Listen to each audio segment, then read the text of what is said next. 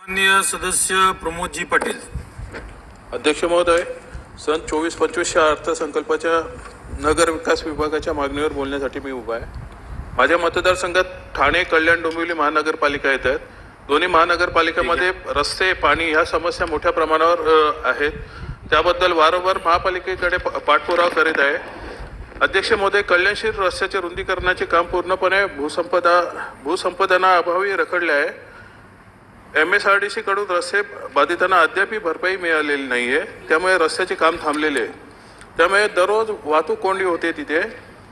या रस्ते बाधितांना भूसंपादनाची रक्कम 391,91,715 रुपये नुकसान भरपाई पोटी द्यायची आहे.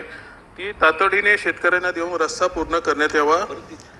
कारण यासाठी सध्या सर्वपक्षीय युवा मोर्चाचे बेमुदत धरणे आंदोलन सुद्धा तिथे चालू आहे. अध्यक्ष महोदय, याच रस्त्यावर सध्या मेट्रोचे काम चालू आहे. रस्ता मधोमध खोदण्यात आला आहे. वास्तविक या ठिकाणी आत्ताच रस्ता पूर्ण झाला होता. मध्ये दुभाजक लावण्यात आले होते व सुशोभीकरण करण्यात आले होते. हाच रस्ता मधोमध खोदून आता मेट्रोचे काम सुरू करण्यात आले आहे. दररोज या कामामुळे प्रचंड वाहतूक कोंडी होते. कल्याणशीर रस्त्यावरील मेट्रोचे काम थांबवण्यात यावे व ज्या ठिकाणी वस्ती नाही अशा ठिकाणी हे काम सुरू करावे. नंतर कल्याण शिरफाटा रस्त्याचे काम सुरू करावे अशी मी विनंती करतो. या मधल्या काळात कल्याणशीर रस्त्याला पर्यायी रस्ते विकसित करावे ही माझी मागणी आहे. अध्यक्ष महोदय, Kalyan Dombivli महानगरपालिकेमध्ये MMRD, MSRDC, PWD विभागांतर्गत रस्त्याची कामे सुरू आहेत. रस्ते अत्यंत निकृष्ट दर्जाचे आहेत. कोणाचे नियंत्रण यावर नाही आहे. त्यामुळे रस्ते पुन्हा पुन्हा खोदण्यात येतात आणि ते पुन्हा पुन्हा बनवण्यात येतात. कालच आमच्या डोंबिवली जिमखान्याजवळचाही रस्ता पुन्हा खोदण्यात आला.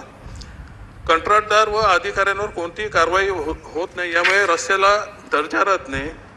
त्यामुळे ठाणे, कल्याण, डोंबिवली महानगरपालिकेतील सर्व विभागातील रस्त्याचे त्रयस्थ संस्थेतर्फे ऑडिट करण्याचे आदेश द्यावे अशी मी विनंती करतो.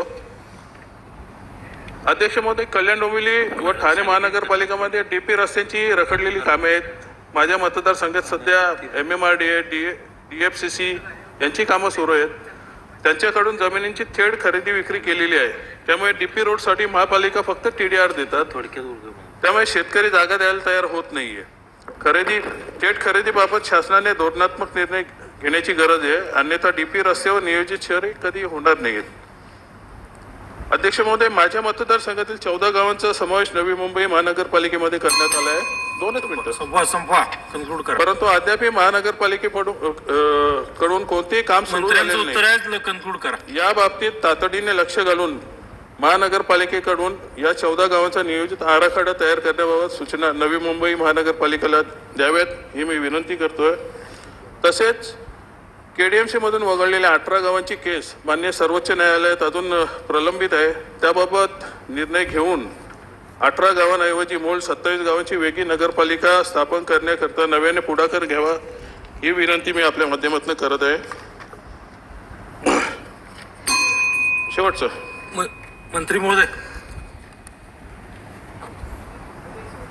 झाले मंत्री महोदय, आपण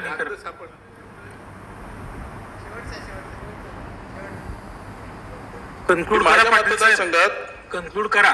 उत्तर आहे अजून शेवटचं माझ्या मतदारसंघात अमृत योजनेद्वारे काम सुरू आहे. परंतु ते अत्यंत धीम्या गतीने सुरू आहे.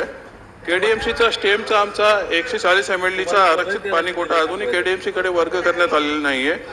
माझी विनंती आहे तो पाणीकोटा KDMC कडे त्वरित वर्ग करावा. तसेच अमृत योजनेकरता मंजूर 105 MLD पाणीकोटा पूर्णपणे देण्यात यावा. अध्यक्ष महोदय, माझ्याच मतदारसंघात मोठ्या प्रमाणात MMRD व म्हाडा यांच्या माध्यमातून मोठमोठ्या गृहसंकुलाची कामं सुरू आहेत. त्यामुळे नजीकच्या काळातच प्रचंड पाणी टंचाईला या भागाला सामोरे जावे लागणार आहे. माझी विनंती आहे की MIDC च्या 12वी धरणासारखेच MMRD व म्हाडाच्या माध्यमातून नवीन धरणाचे नियोजन या भागासाठी करावे. तसेच काळू, पोशीर, कुशिवली यासारख्या नियोजित धरणांचे काम कुठे अडले आहे हे तपासून त्यांच्या कामाला गती द्यावी विनंती करतो. आपल्या माध्यमातून मी विनंती करतो आणि आपण मला बोलायला संधी दिल्याबद्दल माननीय मंत्री महोदय.